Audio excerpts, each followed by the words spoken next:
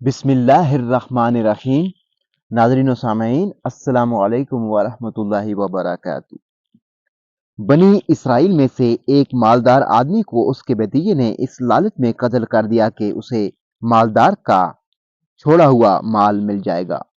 اس آدمی کو قتل کرنے کے بعد اس کی لاش کسی اور کے دروازے پر پھینک دی، اور صبح کے وقت وہ بھتیجا روتا پیٹتا آ گیا اور جن کے دروازے پر لاش پڑی تھی ان سے لڑنے جھگڑنے لگا۔ یہ معاملہ طول پکڑ گیا۔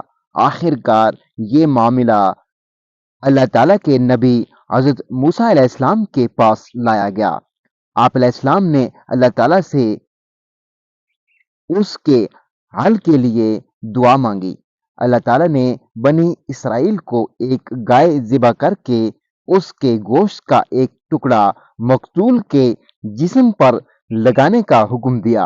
بنی اسرائیل نے اس گائے کے بارے میں کئی سوالات کیے کہ وہ کس عمر کی ہو، رنگ کیسا ہو۔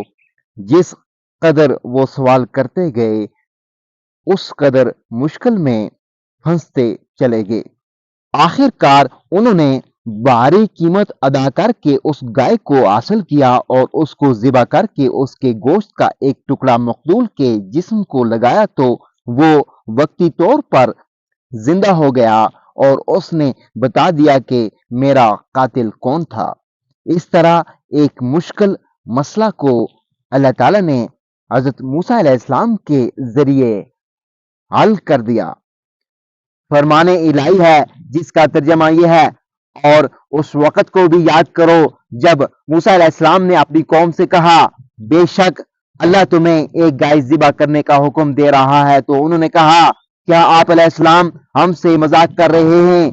موسیٰ علیہ السلام نے کہا میں اللہ کی پناہ مانگتا ہوں کہ میں جاہلوں کی سی باتیں کروں۔ انہوں نے کہا اے موسیٰ علیہ السلام اپنے رب سے درخواست کیجئے کہ وہ ہم پر واضح کر دے کہ وہ گائے کیسی ہو۔ موسیٰ علیہ السلام نے کہا اللہ فرماتا ہے وہ گائے نہ بوڑھی ہو نہ بچیا بلکہ درمیانی عمر کی ہو، پس جو تمہیں حکم دیا گیا ہے اس پر عمل کرو۔ انہوں نے کہا اپنے رب سے یہ بھی درخواست کیجئے کہ وہ ہمارے لیے اس گائے کے رنگ کی وضاحت کر دے۔ موسیٰ علیہ السلام نے کہا اللہ فرماتا ہے کہ وہ گائے ایسے زرد رنگ کی ہو جو دیکھنے والوں کو خوش کر دے۔